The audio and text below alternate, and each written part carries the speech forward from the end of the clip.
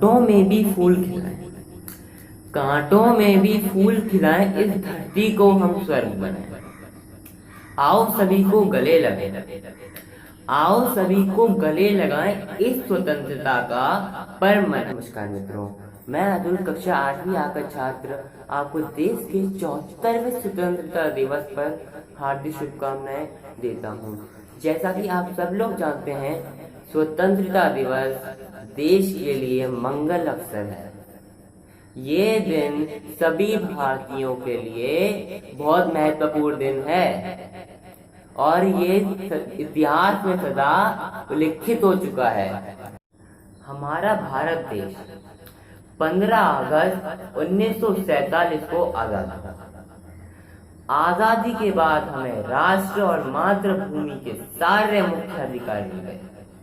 हमें अपने भारतीय होने पर गर्व होना चाहिए और अपने सौभाग्य की प्रशंसा करनी चाहिए कि हम भारत जैसे देश में पैदा हुए हैं।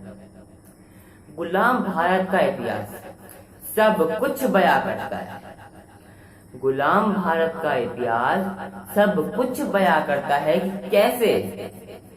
कि कैसे हमारे पूर्वजों ने कड़ा संघर्ष किया और फिरंगियों के क्रूर यातनाओं को सहन किया।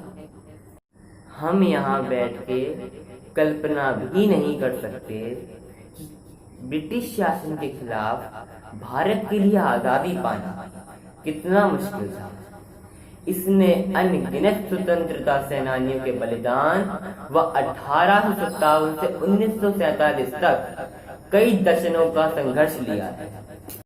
भारत की आजादी के लिए अंग्रेजों के खिलाफ सबसे पहले आवाज ब्रिटिश शासन में काम करने वाले सैनिक मंगल पांडे ने उठाई। इसके बाद में कई स्वतंत्रता सेनानियों ने संघर्ष किया और आजादी के लिए खून पसीना एक किया।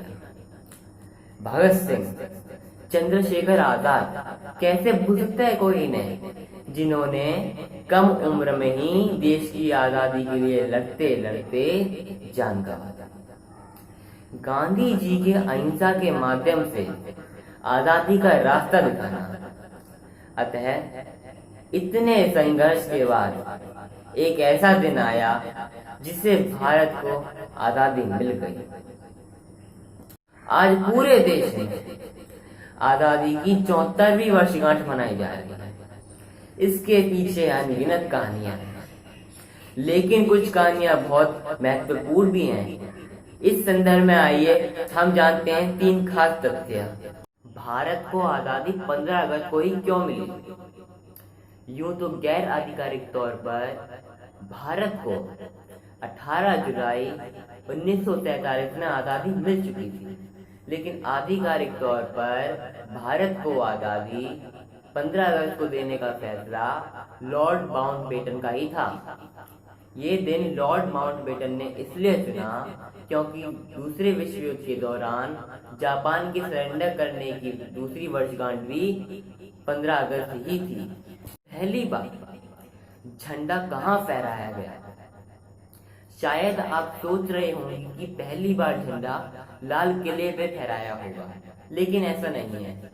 दरअसल 7 अगस्त 1906 को कोलकाता के पारसी बगाना स्क्वायर में पहली बार झंडा फहराया गया था। बंटवारे के बावजूद भारत पाक के बीच में रेखा निर्धारण तय नहीं था। जैसा कि आप सब जानते हैं कि आजादी के साथ साथ बंटवारा भी हुआ और अलग देश पाकिस्तान बना, लेकिन 15 अगस्त को दोनों देशों के बीच में सीमा रेखा निर्धारण का फैसला तब तक नहीं हो सका।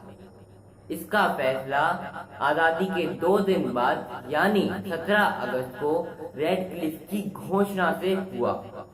ना सरकार मेरी है, ना रॉब मेरा है, ना बड़ा सा नाम मेरा है। मैं तो बस हिंदुस्तान का हूँ और हिंदुस्तान मेरा है। जय हिंद।